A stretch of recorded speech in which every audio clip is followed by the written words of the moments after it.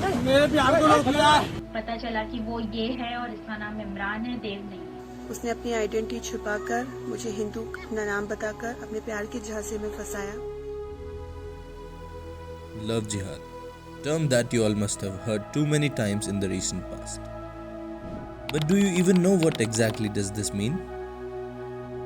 Well, to be quite honest, nobody knows that. What we have come to understand is, जब दो अलग-अलग धर्म के लड़का लड़की comes together to marry each other and उस मैरिज के यूनियन में लड़की के रिलीजन को कन्वर्ट किया जाता है, तो उसे लव जिहाद कहते हैं। अगर विकिपीडिया की माने तो वो कहता है लव जिहाद या रोमियो जिहाद एक इस्लामोफोबिक कंस्पिरेसी थ्योरी है, जहां मुस्लिम मेल एक नॉन मुस्लिम फीमेल को कन्वर्ट करवाता है in the name of love. India में 2009 में ये वर्ड ने नेशनल अटेंशन पाई, जब सबसे पहले कन्वर्जन केरला में और फिर कर्नाटका में देखा गया। ये कॉन्सेप्ट एक पॉलिटिकल एजेंडा और सोशल कंसर्न बन के हमारे हिंदुस्तान में ही नहीं बट और भी देशों में देखा गया है, जैसे Pakistan, Myanmar and the UK. 25 नवंबर 2020 को 4 BJP ruling states UP, MP, Haryana and Karnataka की गवर्नमेंट ने सोचा कि एक लॉ पास करते हैं जो ये शादी के थ्रू फोर्सेबल कन्वर्जन पर रोक लगाए। इलाहाबाद हाई कोर्ट ने एक आदेश दिया कि धर्म परिवर्तन के लिए शादी ब्याह के लिए धर्म परिवर्तन आवश्यक नहीं किया जाना चाहिए, इसको मान्यता नहीं मिलनी चाहिए। और इसलिए सरकार भी निर्णय ले रही है कि हम लव जिहाद को सख्ती से रोकने का कार्य करेंगे। लेमैन लैंग्वेज में इसे लव जिहाद लॉ का नाम दिया गया। यूपी में लाए इस लॉ के प्रोविजंस के अनुसार अगर शादी करने के पीछे का रीजन सिर्फ लड़की के धर्म को बदलना है, तो अंडर अनलॉफुल रिलीजियस कन्वर्जन उस शादी को नल एंड वॉइड माना जाएगा, जिसकी सजा मैक्सिमम 10 इयर्स ऑफ इम्प्रिजनमेंट होगी। अगर लड़की की मर्जी के बिना या धोखेबाजी से उसकी शादी किसी दूसरे रिलीजन में होती है, तो इसे नॉन बेलेबल ऑफेंस माना जाएगा। ऐसा करने पर कम से कम 15,000 रुपए का फाइन लगेगा। लड़की शेड्यूल कास्ट या शेड्यूल ट्राइब की है या फिर उसकी उम्र 18 साल से कम है, तो ऐसे मामलों में सजा का पीरियड 10 साल तक है और साथ ही साथ मिनिमम 25,000 का फाइन भी चार्ज किया जाएगा।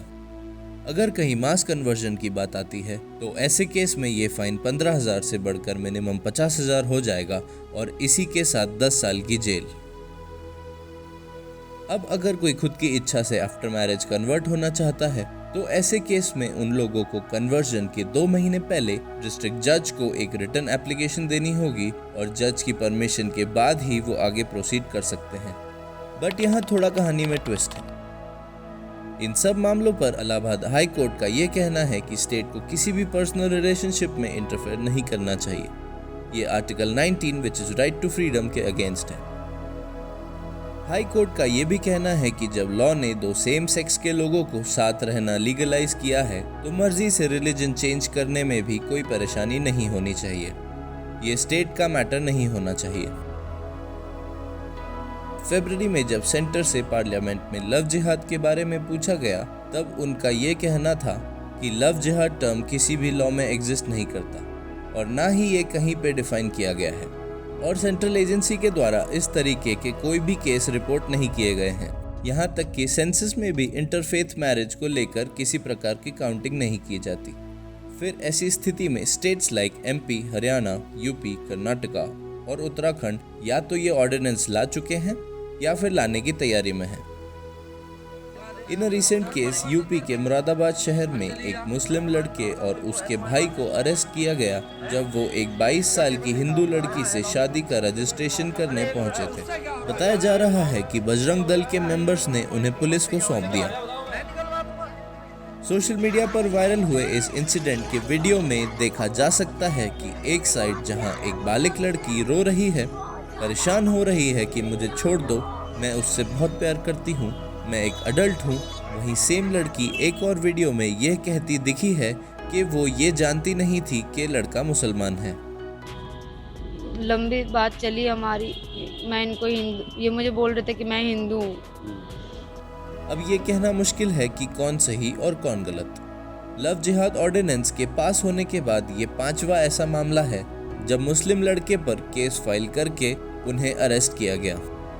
क्या हमें ऐसा नहीं सोचना चाहिए कि ऐसे किसी भी बिल से महिलाओं की इंडिपेंडेंस, उनकी choice of choosing who she wants to spend her life with, इन सब पर बहुत बड़ा क्वेश्चन मार्क रेज हुआ है।